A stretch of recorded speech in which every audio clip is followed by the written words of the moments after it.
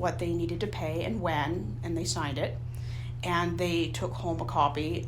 If they weren't going to pay up front or at the end of the appointment, then we would create a payment plan.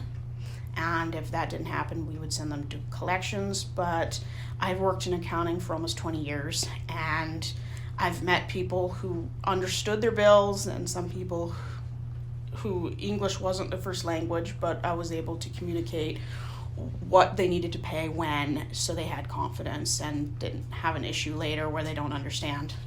Okay. Excellent. So can you share with us how you would handle an angry client over the phone, and then same question but in person?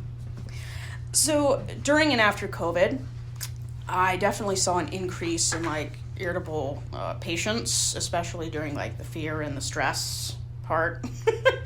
And being a massage therapist, I learned in therapy school how to de-escalate by effective listening, repeating back what I heard, empathizing, finding a solution. It's much easier on the phone than someone screaming, raising their fist at you in front of you. But I just found that effective listening, empathy, finding a solution, and if it's not something I can provide, then I would find the person who can without disrupting the other people in the front area. But occasionally there's someone who won't de-escalate, and that's just what a supervisor's for. Awesome.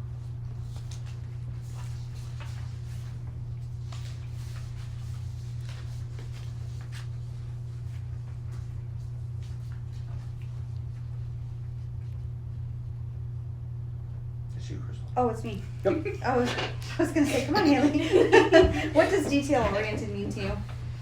It's one of my strengths. So I've always been interested in the small details. I always say the devil's in the details, because I'm usually the first and last person that patients see, and I'm kind of like a symbol of the company. And if I allow something in documentation that isn't correct, typos, or something that just isn't accurate, that can really harm the image of the company, as well as that person may not come back, or they may not bring someone else with them. And image is really everything, and that's why I always keep my work to a high standard.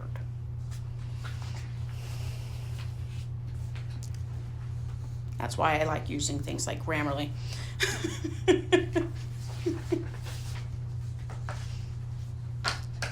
What did you like most about your daily routine at your last position, and what did you like least?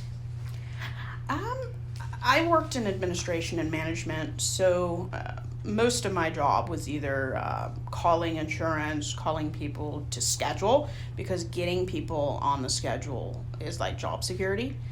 And I just loved getting people to come in. So calling a lot of people and getting them scheduled, following up with people who need to schedule or had a question. I just love how offices work. My least favorite is being on hold for hours when I'm contacting Aetna and Moda. Well, that won't happen here. It happens everywhere.